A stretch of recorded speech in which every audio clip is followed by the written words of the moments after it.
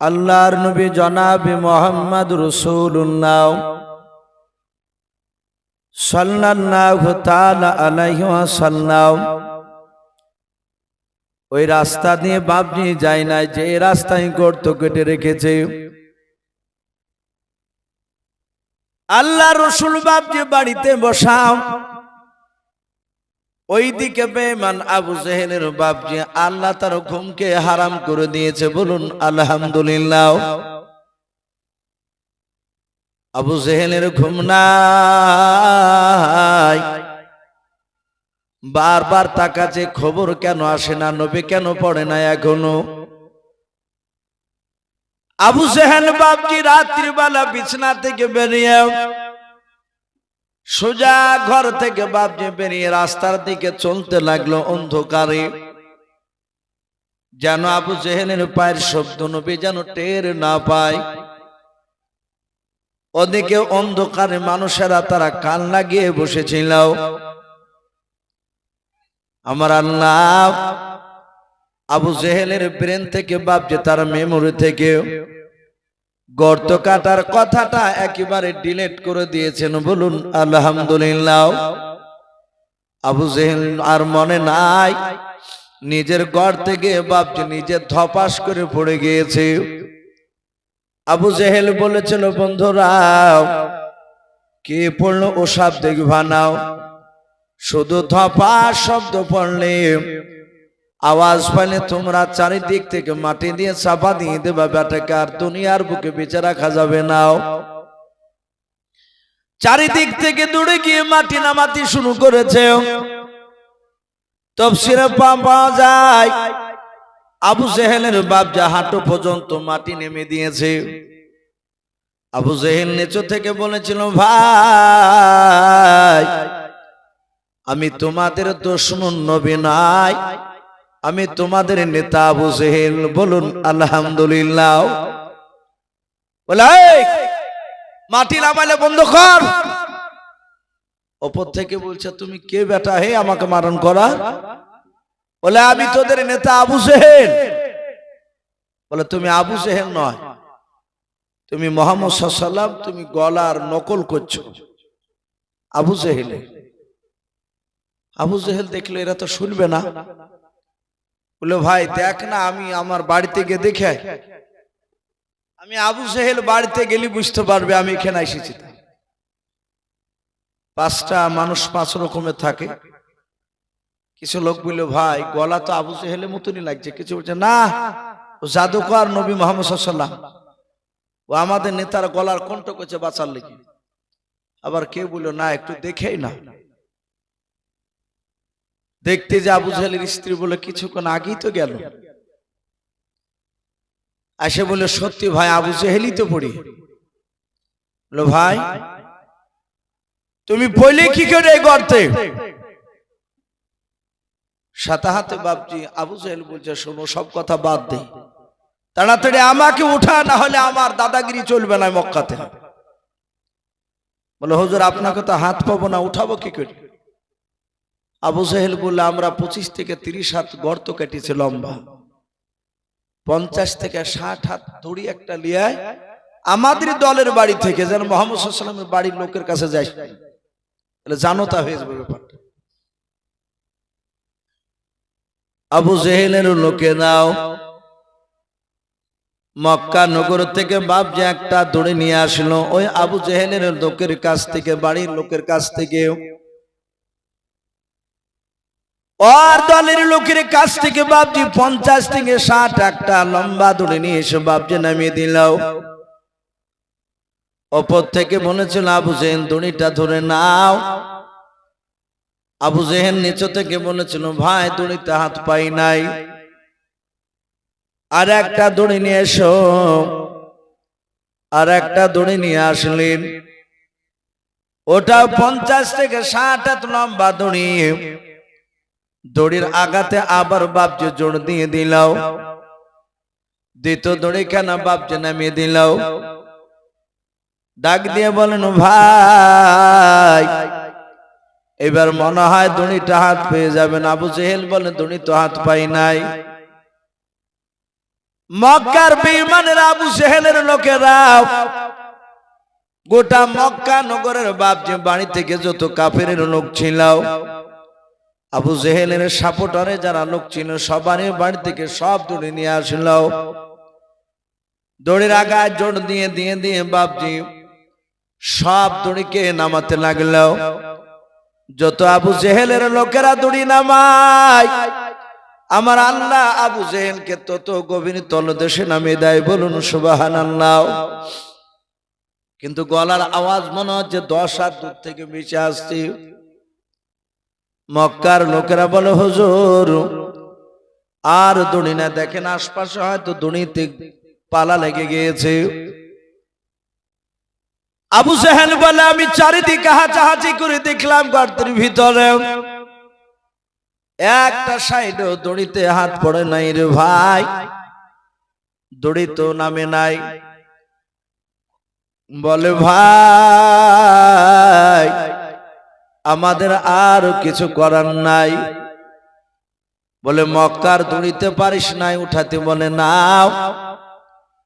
আবু জেহেল নিচু থেকে বলেছিল, ভাই শুধু মক্কার দড়ি কেন, গোটা পৃথিবীর দড়ি নিয়ে এসেও এই গর্তে থেকে আমাকে উঠাতে পারবি না? বলুন সুবহানাল্লাহ। আবু জেহেল বুঝতে পেরেছে। বলে, গোটা পৃথিবীর দড়ি তো পারবি না। বলে, পৃথিবীর দড়িতে না পারলে তাহলে আপনি এখানে পড়ে থাকুন, আমরা চললে। বলে, যাইস না। বলে, আপনি তো বললেন গোটা পৃথিবীর দড়িতে উঠাতে পারবি না, তাহলে এখানে থেকে লাভটা কি হবে? বলেছিল, ভাই একটা লোকই পারবে আমাকে এখান থেকে উঠাইতে বাঁচাতে। বলে, কে? বলে, সে হচ্ছে মুহাম্মদুর রাসূলুল্লাহ। বলুন সাল্লাল্লাহু তাআলা আলাইহি ওয়াসাল্লাম। আবু জেহেলের লোকেরা উপর থেকে বলছে, ভাই আপনার কি মাথাটা খারাপ হয়ে গেল নাকি? বলে, না তো। বলে, ওকে ফেলা লেগে গর্তে কেটেছিলেন, আর সেই লোকটাকে নবীকে ডাকলে আসে? আবু জেহেল বলল, আমার অগাধ বিশ্বাস মুহাম্মদ সাল্লাল্লাহু আলাইহি ওয়াসাল্লামকে ডেকে নিয়ে আসলে আমার নাম করলে সে থাকতে পারবে না। বলুন আলহামদুলিল্লাহ। এই ছিল রাসূলুল্লাহ চরিত্র। আবু জেহেলের লোকেরা দৌড়ে চলে গেল। আল্লাহর নবী জনাবে মুহাম্মদ রাসূলুল্লাহ সাল্লাল্লাহু তাআলা আলাইহি ওয়াসাল্লাম নবী যে দৌড়ে চলে আসলেন গর্তের কাছে, ডাক দিয়ে বলেছিলেন, চাচা আপনি গর্তে কেন পড়ে আছেন বলুন। নিচু থেকে বলেছিল, ভাতিজা শুনে নাও, মিথ্যা কথা আর তোমাকে বলা যাবে না। তোমার লেগে গর্ত কেটেছিলাম, তুমি না পড়ে আমি পড়ে গিয়েছিলাম রে বাবা। আল্লাহ রাসূল বলেন, চাচা এই সব কাজ করতে নাই, সঙ্গে সঙ্গে বাপ যে আপনার বলা হয়েছিল। আল্লাহর নবী জনাবে মুহাম্মদ রাসূলুল্লাহ সাল্লাল্লাহু তাআলা আলাইহি ওয়াসাল্লাম নবী বলেন, চাচা আপনি এখনো আমাকেও চিনতে পারেন নাই, আমি আপনাকে গর্ত থেকে উঠে নেব, কিন্তু একটা শর্ত। বলে কি? বলুন আপনি আমার কলমা পড়বেন কি নাও? আবু জেহেল বলেছিল, বাবা আজকের মতো উঠে না, তোমার কলমাকে পড়ে নেব। আল্লাহ রাসূল হাত বাড়ি দিয়ে বলেছিলেন, চাচা এবার আপনি হাতটা বাড়ান। আবু জেহেল বাপজি নিচু থেকে হাত তালি মেরে বলেছিল, ওরে ভাতিজা তোমার একেবারে মাথাটা চলে গিয়েছে। বলে, কেন? আমার লোকেরা গোটা মক্কা নগরীর যত আমার দলের লোক ছিল সবারই বাড়ি থেকে দড়ি নিয়ে এসে সব জন দিয়ে তারা আমাকে উঠাতেও পারে নাই, আর মাত্র তুমি হাতটা বাড়ি দিয়ে বলেছো ভাতিজা, চাচা হাত বাড়ান, আপনাকে উঠে নেব। আপনি দু চারখানা দড়ি তো শো করে তুমি নামাতে পারতে। আল্লাহর নবী বলেন, চাচা আপনি আমাকে চিনতে পারেন নাই। চাচা গো, শুধু আমি আপনার নবী নাই, আমি সারা পৃথিবীর মাখলুকাতের নবী প্লাস রসুল, বলুন আলহামদুলিল্লাহ। ও বাপজি ভাইরাও, আল্লাহর নবীর মুজিজা বাপজি অনেক ঘটেছিল জীবনে। আপনারা যেমন আজকে ওয়াজ শুনতে এসেছেন বাবা অনেক দূর দূরান্ত থেকে, আল্লাহর নবীর দরবারে সাহাবারা কথা শুনতে শুনতে গভীর রাত্রি হয়ে গিয়েছে, তারা বাড়ি যাবে। সব সাহাবা চলে গিয়েছে, দুটি গ্রামের দুটো সাহাবা, ওরা দুজনাই গোত্রের নেতা, তারা যেতে পারেন নাই। নবীজির দরবারে বলে, হুজুর আপনার ওয়াজ শুনতে শুনতে আমাদের রাত্রি হয়ে গিয়েছে। ওগো নবী গো, এই রাত্রিবেলা এখন কেমন করে আমরা বাড়ি যাব বলুন? আমরা কোনো লাইটের ব্যবস্থা নাই, আগুনের ব্যবস্থা নাই, অন্ধকার রাস্তায় অনেকটা দূর আমাদেরকে যেতে যাওয়া লাগবে। আল্লাহ রাসূল বলেন, সাহাবা যাওয়ার জন্য চিন্তা করো না।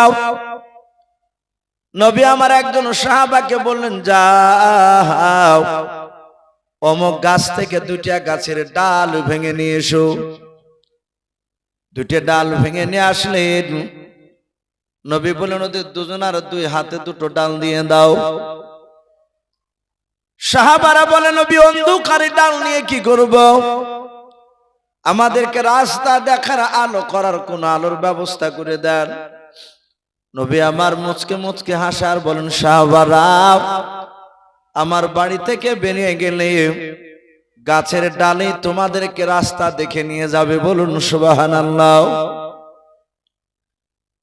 সাহাবারা বলেন, নবীজির এরিয়া পার হয়ে গেলাম, হঠাৎ করে দেখলাম দুই ডালের মধ্যে থেকে বাবা একটা ডালের আগা দিয়ে আলা বেরোতে লাগলো, বলুন সুবহানাল্লাহ। আর একটা ডাল বাপজি কিছুটা দূর যাওয়ার পর বাপজি জ্বলতে লাগলো। এ ছিল বাপজি রাসূলুল্লাহর বাপজি মুজিজা। নবী বলেন, চাচা চিন্তা করবেন না, আপনি হাত বাড়ান, বিনা দড়িতে আমি আপনাকে উঠিয়ে নেব। নবীজি হাত বাড়িয়ে বাপজি তুলে নিলেন। আল্লাহ রাসূল বলেন, চাচা এবার কলমাটা আপনি পড়িয়ে নেন। যাহাতে কলমা পড়তে বললেন, সঙ্গে সঙ্গে বেঈমান বলেছিল, ভাতিজা আমার জানা ছিল না যে তোমার জাদু জমিনেও চলে, বলুন আস্তাগফিরুল্লাহ। বলে, এই ভাতিজা আমি জানতাম তোমার জাদু আসমানে চলতো, আজ দেখছি তোমার জাদু আসমানে নাই, জমিনে চলে, তুমি বড় জাদুঘর। রাসূলের কথা মানল না। নবী আমার সেদিন আঘাত পেয়ে বিশ্ব নবী বললেন, এই চাচা আজ থেকে আপনাকে কেউ আবুল হিকাম বলবে না, আমর ইবনে হিশাম বলে ডাকবে না, আপনি আজ থেকে হচ্ছেন আবু জাহাল। দেখ আমরা চলতি ভাষায় আবু জেহেল বলি, মূর্খের বাপ। বাপজি সেই সময় রাসূলুল্লাহর কথা তারা মানেনি। আজও যদি রাসূলুল্লাহর কথা যদি আমরা না মানি বাপজি, আমরা ইমানদার হতে পারবো না। ভাই মানুষ একটা দুটো করে উঠছে, যেহেতু বিরাট রাত্রি, সে মাগরিব হয়েছে বাপজি 5টার আগে। তো যাই হোক, আপনারা হয়তো আখিরি দোয়ার জন্য বাপজি বসে আছেন, রাত্রি প্রায় 1:30 বাজতে চললো।